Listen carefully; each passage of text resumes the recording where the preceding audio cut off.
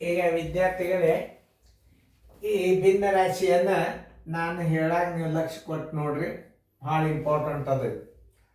ಏನು ಹೇಳ್ತಾನಂದ್ರೆ, ಯಾವುದೇ ಒಂದು ಭಿನ್ನ ರಾಶಿಯ ನಡಬರ್ಕ ಚಿಹ್ನೆ ಇದ್ದಿದ್ದಿಲ್ಲ ಅಂದ್ರೆ ನೀವು ಗುಣಾಕಾರ ಹಾಕಬೇಕು. ನೋಡ್ರಿ, 5.13 ಅದ, ಇಲ್ಲಿ ದುಂಡ್ಕಂಸದ, ಇದಕ್ಕೆ ಚಿಹ್ನೆ ಹಾಕಿಲ್ಲ ಅಂದ್ರೆ ನೀವು ಇಲ್ಲಿ ದುಂಡ್ಕಂಸದ ಅಂತ ತಿಳ್ಕೊಂಡು ಇಲ್ಲ ನೀವು ಇಂಟು ಮಲ್ಟಿಪ್ಲಿಕೇಶನ್ ಹಾಕ್ಬೇಕು. ಇದು ಗುಣಾಕಾರ. ಇದರ ಮುಂದೆ ನಡಬರ್ಕ ಇಲ್ಲೂ ಚಿಹ್ನೆ ಇಲ್ಲ ಅಂದ್ರೆ ನೀವೇನು ಮಾಡಬೇಕು, ಗುಣಾಕಾರ ಹಾಕಬೇಕು. ಹಿಂದೆ ಮಾತ್ರ ಪ್ಲಸ್ ಇರ್ತಾವೆ, ಅದನ್ನ ನೆನ್ಪಿಟ್ಕೋಬೇಕು. 2 ಅಂಕಿಗಳ ನಡಬರ್ಕ ಗುಣಾಕಾರ ಇರ್ತಾವೆ, ಇಷ್ಟು ನೆನ್ಪಿಟ್ಕೋಬೇಕು. ಅದನ್ನೇ ಹೇಳ ನೋಡಿ.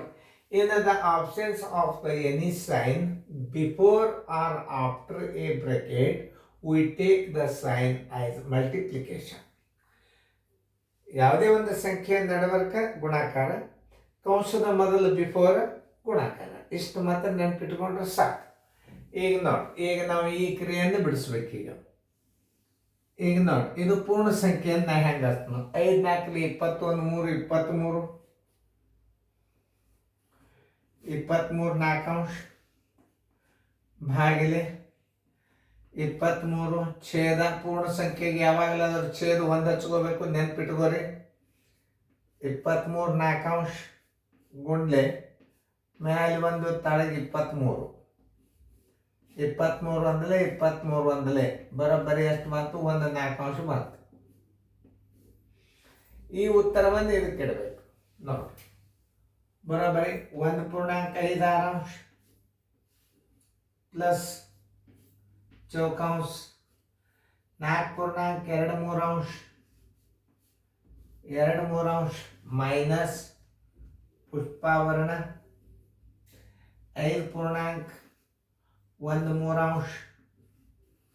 ಇದಕ್ಕೆ ಚಿಹ್ನೆ ಇಲ್ಲ ಅಂದ್ರೆ ಈ ಉತ್ತರಕ್ಕೆ ಏನು ಹಾಕಬೇಕು? ಗುಣಾಕಾರ 1 4 ಅಂಶ ಪುಷ್ಪಾವರಣ ಪೂರ್ತಿ ಚೌಕಾಂಶ ಪೂರ್ತಿ. ಈಗ ನಾವು ಏನು ಮಾಡಬೇಕು? ಈ ಗುಣಾಕಾರ ಕ್ರಿಯೆಯನ್ನು ಬಿಡಿಸ್ಕೋಬೇಕು. ನೋಡಿ, 5 3 15 1 16 16 3 ಅಂಶ 5 3 15 1 16 3 ಅಂಶ ಗುಂಡ್ಲೆ 1 4 ಅಂಶ 4 ಒಂದಲೇ 4 4ಲೇ. ಇದ್ರ ಉತ್ತರ ಎಷ್ಟು ಬಂತು? 4 3 ಅಂಶ ಬಂತು. ಇದು ನೆನಪು. ಅದನ್ನೇನು ಮಾಡಬೇಕು? ಇದರ ಮುಂದೆ ಹಚ್ಬೇಕು. ಬರೋಬ್ಬರಿ 1.56 ಅಂಶ ಪ್ಲಸ್ ಚೌಕಾಂಶ 4.23 ಅಂಶ 23 ಅಂಶ ಮೈನಸ್ 4 ಅಂಶ.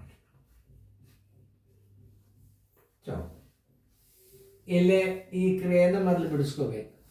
4 3 12 1 2 14 14 3 ಅಂಶ ಮೈನಸ್ 4 ಅಂಶ. ಛೇದಗಳ ಸಮನಾಗಿದ್ದಾಗ 14 4 ಕಳೆಯಿರಿ 10 ಆಯ್ತು, ತಳಗ 3 ಬರೋಬ್ಬರಿ 3.13 ಅಂಶ ಬರೋಬ್ಬರಿ 1.56 ಅಂಶ ಪ್ಲಸ್ 3.13 ಅಂಶ ಈಕ್ವಲ್ ಟು 6 ಒಂದಲೇ 6 1 5 11 6 ಅಂಶ ಪ್ಲಸ್ 3 3 9 1 13 ಅಂಶ. ಇದರ ಲಸ 6 ನೆನ್ಪಿಟ್ಕೊಳ್ಳಿ. ದೊಡ್ಡ ಅಂಕಿ 6 3ಲೇ ಭಾಗ ಹೋಗ್ತದೆ.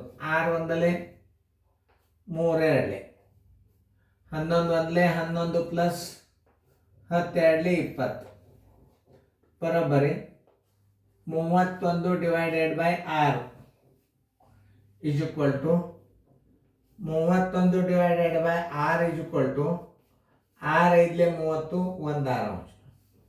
Answer is equal to 5 1/6. ನೋಡಿ, ಚೆಂದಂಗೆ ತಿಳ್ಕೊಂಡು ನೀವು ನಾ ಹೆಂಗೆ ತಿಳಿಸಿದ್ದು ನೀವು ಇಷ್ಟೇ ತಪ್ಪಲಾರ್ದ ಸೀದಾ ಗಣಿತ ಬಿಡಿಸ್ಬೇಕು. ಬೆಣ್ಣೆಗಿನ ಕೂದಲು ಬಂದವ್ರಿಗೆ ಗಣಿತ ಬರಬೇಕು ಅಂತಂದ್ರೆ ನಾವು ಹೇಳೋದನ್ನು ಸರಿಯಾಗಿ ನೀವು ಲಕ್ಷ್ಯ ಕೊಟ್ಟು ಕೇಳಬೇಕು. ನಾ ಹೇಳಿಲ್ಲ, ನನ್ನ ಪೇಪರ್ಗಳು ಭಾಳ ಬಿರಿ ಬರ್ತಾವೆ. ನಿಮಗೆ ಟೆಲಿಗ್ರಾಮ್ ಕ್ಲಾಸಿಗೂ ನಮ್ಮ ಪೇಪರ್ಗಳು ಬೀಳುತ್ತಿರ್ತಾವೆ.